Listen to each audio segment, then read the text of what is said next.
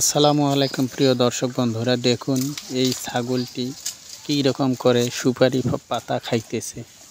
দেখে তো মনে হয় সে একটা আস্ত ঘোড়া। সে ঘোড়ার মতো করে লাফিয়ে গাছের উপর দৌড়তেছে। দেখুন উঠে আবার ওই সুপারি পাতা খাইতেছে। সে কত বড় সাহস, তাই না? আর মেইন কথা হলো ভাই, পেটের ক্ষুধা যদি লাগে, সেই পেটের ক্ষুধা কিন্তু কোনো কিছুই মানে না, তাই না? দেখুন সেই ছাগলটি কীরকম করে সুপারি পাতা খাইতেছে।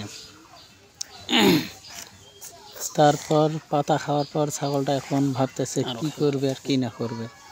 সে এখন চলে যাবে ওখান থেকে। দেখে চলে যেয়ে কোথায় কি করে, আবার কোন গাছের পাতা খায়।